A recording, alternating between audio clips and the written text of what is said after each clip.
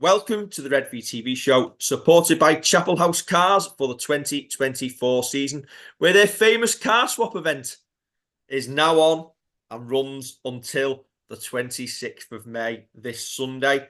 So if you've not had a chance to get down to Chapel House St Helens or Chapel House Warrington or even Chapel House Wigan, get down there this weekend and bag yourself a brand new shiny motor. All the team down there will look after you well.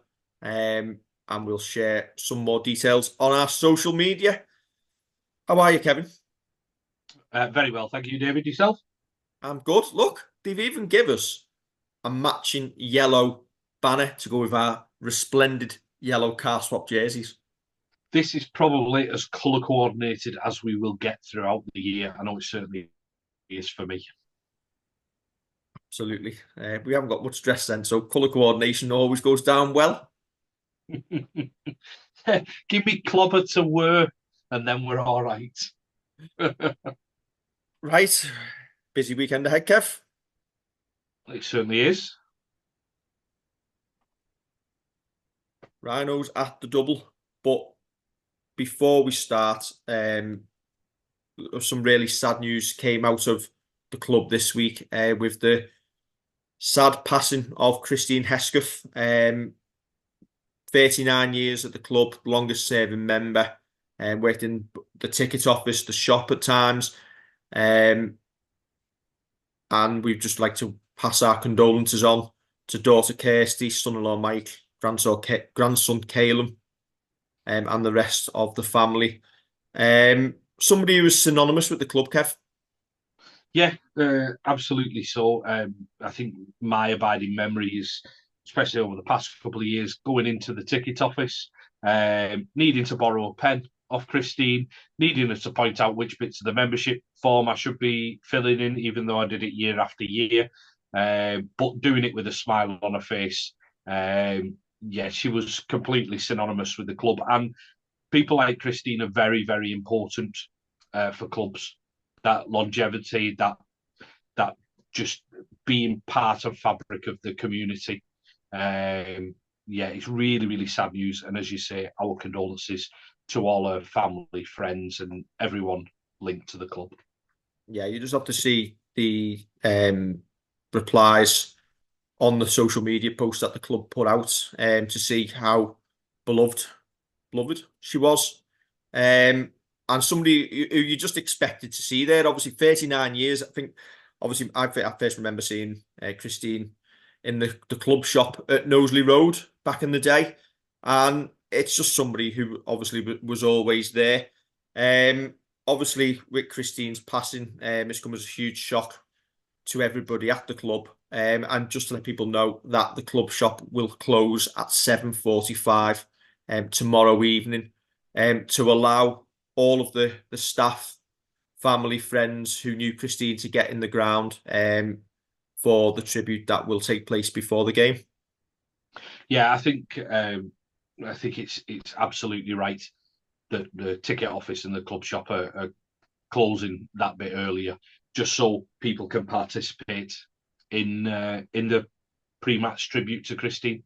I think it's absolutely spot on and the right move from the club. Yeah, the family have requested family flowers only.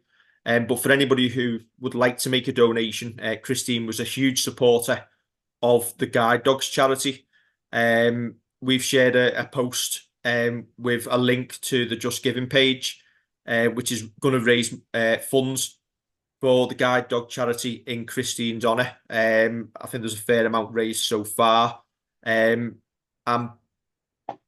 it'll carry on the great work that they do. And I'm sure Christine would be amazed at probably the people that she probably didn't even realise who were so fond of her for all the work that she did at the club. Yeah, and it's great that the family have gone down that route of helping other people at this sad time. It's always a show of strength. And you're right, Christine probably didn't realise kind of how many people she kind of made smile when they go and interact with her. As I say, the first thought that I had was obviously having a laugh when she's got to pass me a pen through and start talking me way through filling out a form, which should be quite simple, but it is me trying to do it. And that's my first memory of her is her being that lovely person that you could just go in and deal with. Yeah, as I say, it's so sad to hear because people like Christine are just so important to the club. Absolutely. Christine Hesketh, in all our thoughts.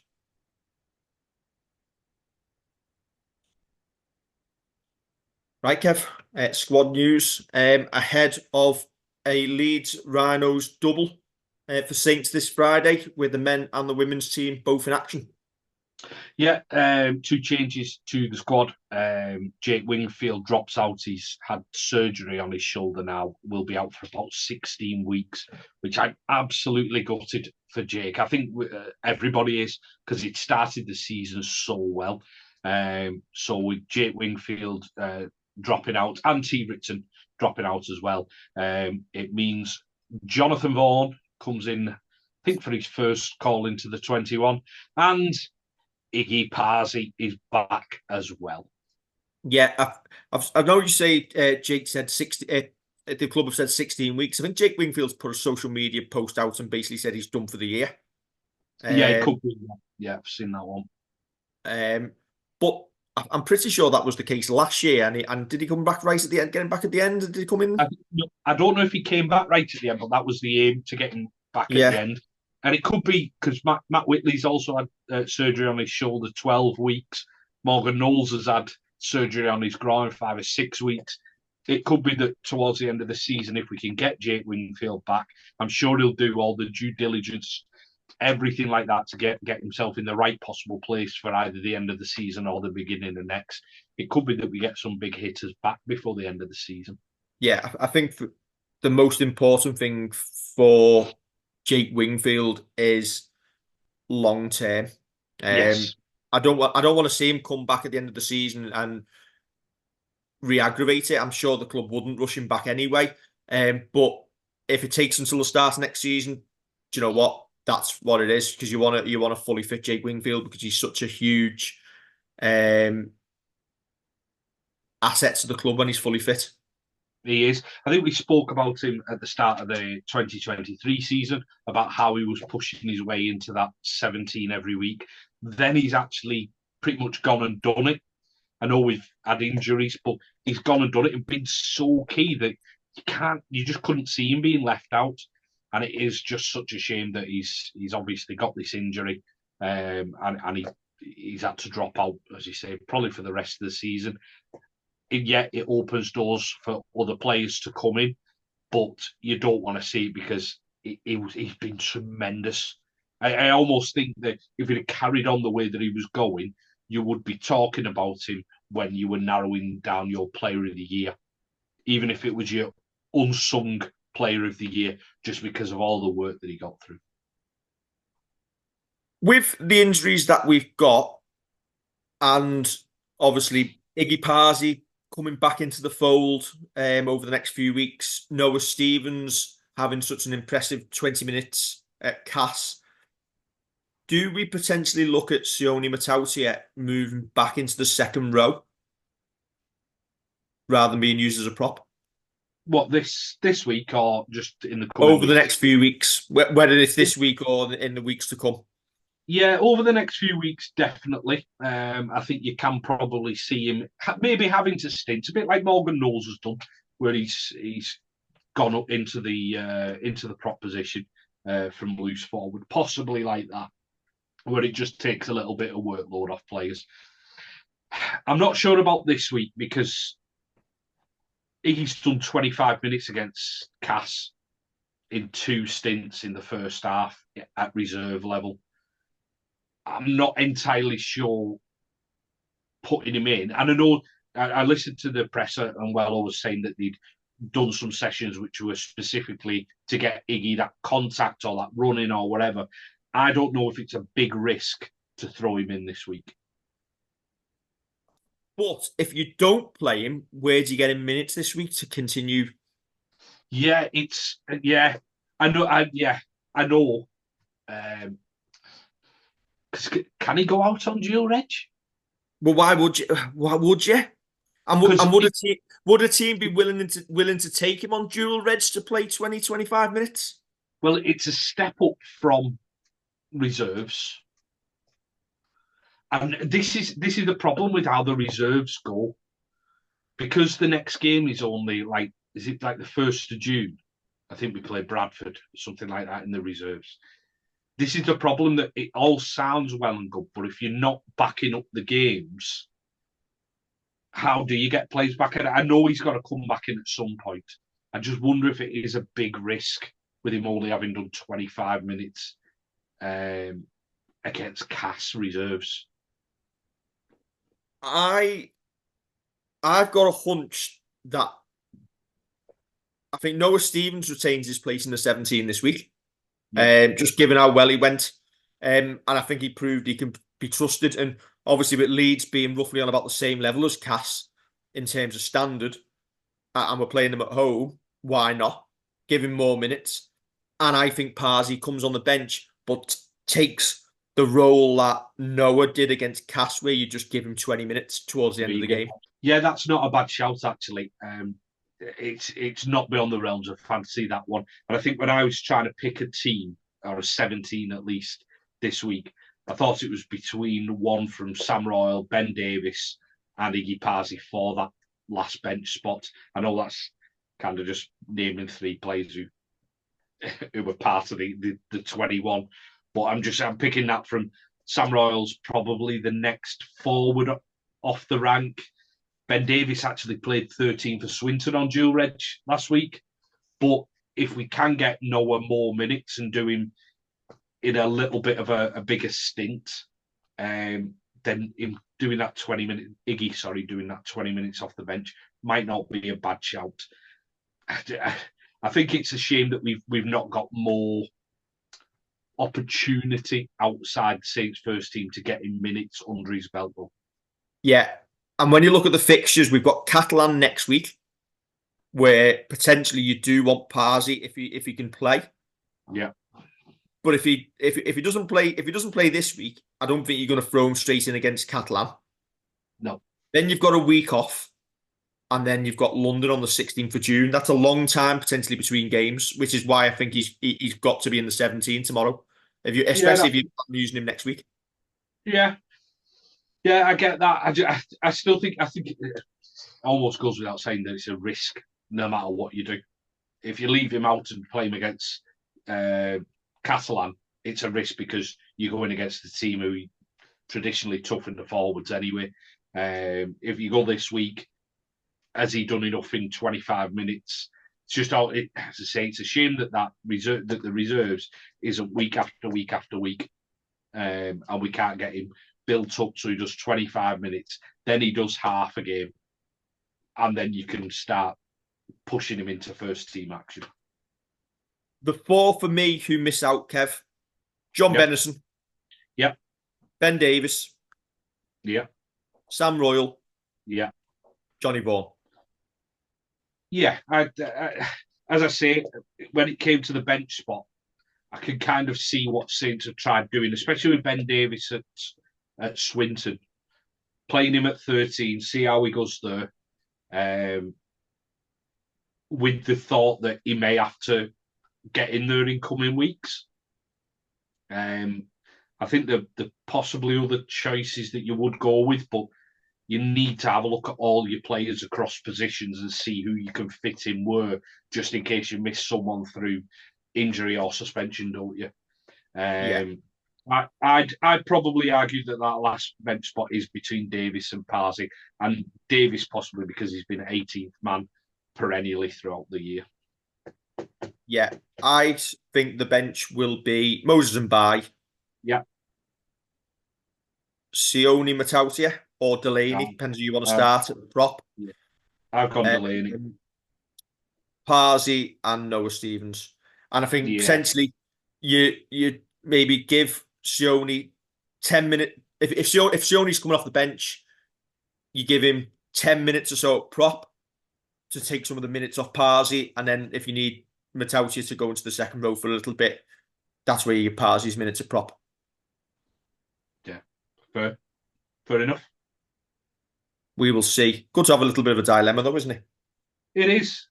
Because I think that back line is kind of sorted itself out now, isn't it? I think when everybody's fit, we know who the first choice players are. We've seen improvements in Wonga Blake as he's got fitter and fitter and fitter. And I think that just means that John Bennison obviously kept in that 21-man squad for versatility. And that just means your odd man out in the backs is T. Ritton. I think when you go from full back through to scrum half, team picks itself. Yeah. Tommy Makinson, after serving his ban last weekend, took the opportunity to get married. Congratulations to Tommy and new wife, Mrs. Makinson. Yeah, good on him. I hope Kev, he didn't book the wedding going. I've been suspended.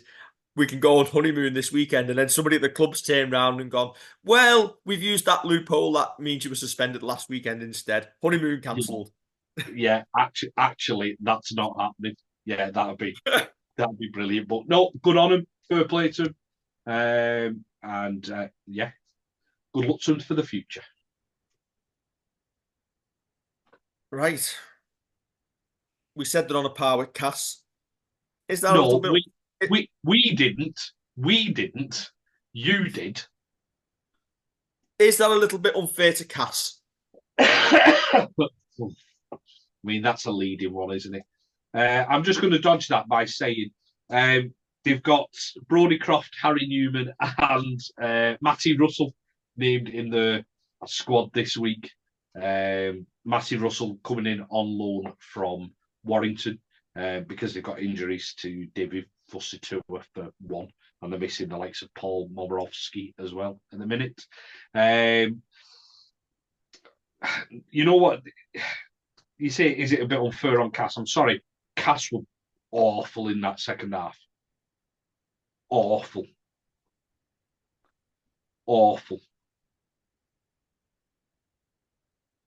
They were. There's no getting past it. Yeah. They were terrible. We did start playing we were still trying to play rugby, and it looked like we were trying to do the right things in the first half as well. But I'm sorry, mate. This Leeds team beats that Cass team. That Cass team were awful. If Cass play like they did in the second half, well, across the whole game last time out. You say that, Kev, but you say that, but we're going to find out next week when Cass play Leeds. You know what? I was just going to have a quick look to see if they played each other recently, but they were. I'm gonna say it just once more to make it about a dozen times I've said it. That Cass team was awful. Yeah. They beat them at the end of March, 26-6. Saints should be winning this one, Joe, shouldn't they, Kev? Yeah. We've played them twice this year. We've beaten them twice this year at their place. All things being equal, keep 13 on the pitch. Yeah, Saints should be winning this game. Given it's a big weekend for the city of Leeds, will they bring 100 fans? Was it playoff final weekend? Yeah, it is. How mad's that? They're going to get beat by Saints in numerous sports this weekend. Well, you're going on one of you, aren't you? Yeah, it'd be a big weekend for the city, won't it? Big sporting weekend. Go and see two teams in red and white. One is a championship team and one looks like one. I'll let you work out which one's which. There you go. Just to confirm, it is a double header. And St. Helens women, fresh off their 32-2 victory in the Women's Challenge Cup semi-final, will kick off at 5:30 against probably the most successful Leeds team at this moment in time. They're women. Yeah, no changes for the women's squad as well. I actually made sure of this when I put the tweet out midweek, just to put both squads side by side to make sure I didn't make a mistake on this one. And it's right that Saints are going full tilt at this game as well. You need to put the marker down in the league. It's a good dress rehearsal for the cup final, but you've got to put a marker down in the league. Whether there'll be one or two changes, maybe see a couple of players who've been on the periphery coming in for an appearance. I don't know.